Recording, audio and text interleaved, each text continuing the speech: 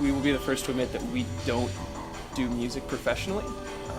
We have a marketing company, so we do marketing, branding, and design, typically for small businesses, a restaurant, a garage, bakery, we have architect, interior designer. Barbecue, it's across the board. We're here to explore today and apply what we do professionally to what it means to you guys. For how you present yourself, how you sell yourself, and how you can ultimately make money. Because it's still a product at the end of the day. It's a product or service, and that's kind of what we wanted to delve into. Yeah, a lot of people talk about you should have a brand, and sometimes people think that means a logo, and a brand is way more than just a logo. You can actually have the suckiest logo in the world and yet build a really great business because you understand all the other components that go into building a good brand. People connect with more than just a logo. They connect with who you are, your stage performance. They're going to connect with what you stand for as an artist, how you make them feel, the experience. All that goes into you building a brand and creating this product or this service that people become fans of and want to buy into and want to support you and want to help grow.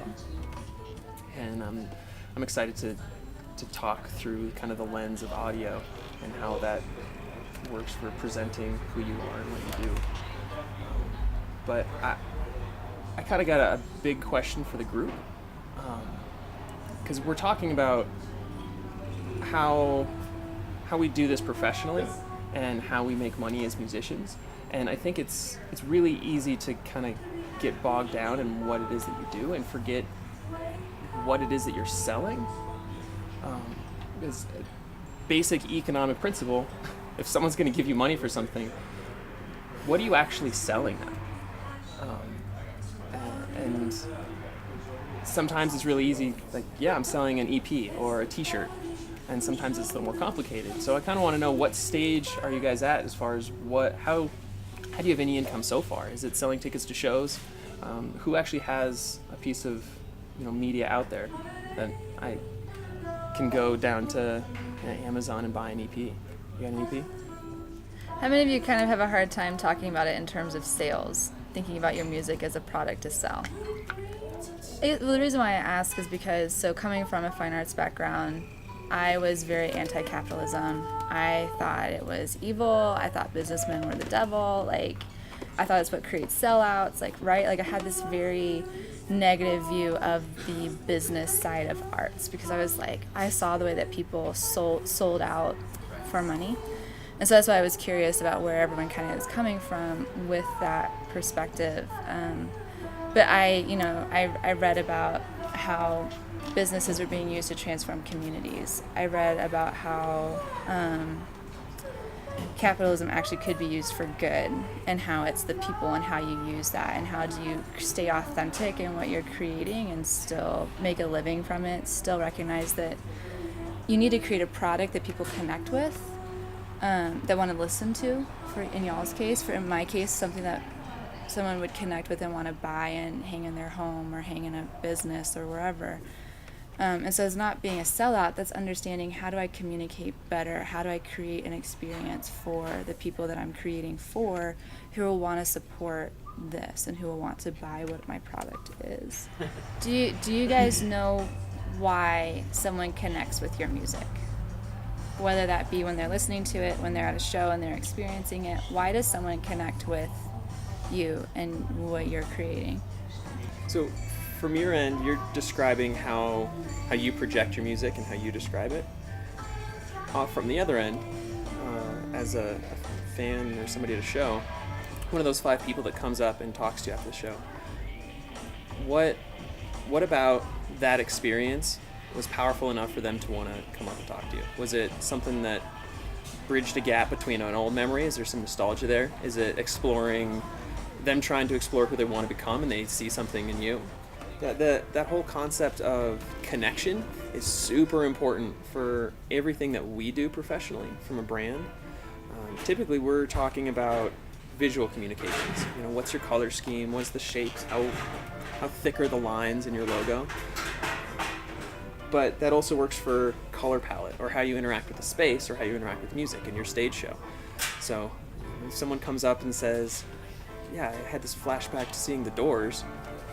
That's incredibly powerful. But is that something that, I mean, it's literally like they had an acid flashback, or they just saw something about how you were, dancing on stage or something lyrically, and is that something that you can intentionally include, and do you want to, or does that kind of bridge into the adjusting what you're putting out there based on what you think they want to see?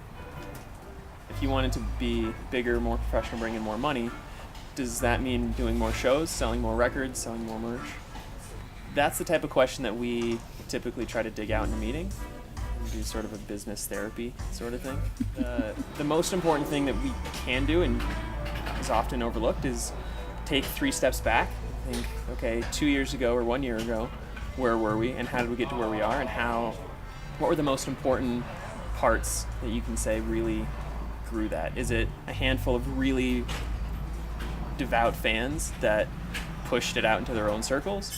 Is it a different graphic artist? Did you go to somebody that remastered something and it sounded awesome and it helped you turn a corner? And see if that's something you can still capitalize on. In order to get people talking about you, you need to understand why they're talking about you or why they would want to talk about you, right?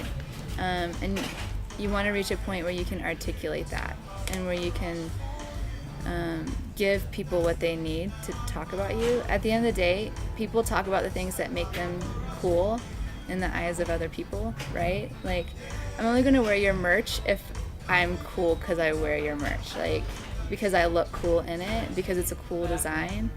I'm only going to wear your logo if it says something about me. I'm only going to share your music if it ultimately says something about me, whether it's I'm cool and I know like the coolest, newest bands that are about to come out, or like, oh, I really connect with this musician and their sound and this is why, or like listen to what they're talking about, like it's totally me, or like look at their performance, it's so rad, I'm gonna film it so I can share it, or like I want people to think I'm this cool person who's in on music and going to concerts every night, so I'm gonna share where I'm at every night. And keeping your authentic voice while at the same time going, this is why people are here.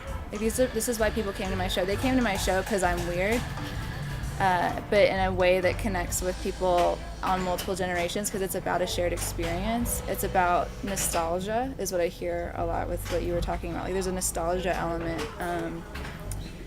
You give me access to a community that I don't have in my own community. And so we create our own little community, our own little commune of weirdness together that we can just celebrate and be who we are. So how do you grow that, and how do you keep making that bigger? Or you're talking about like, do I do this alone or do I bring in other people?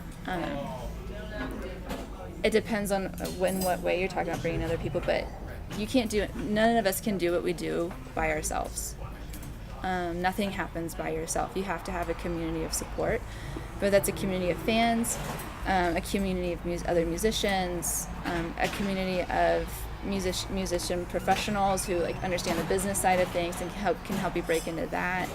But what they're looking for is they're looking at, can you connect with a broader audience?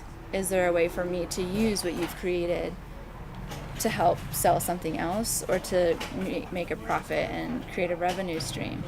Why does someone come see me?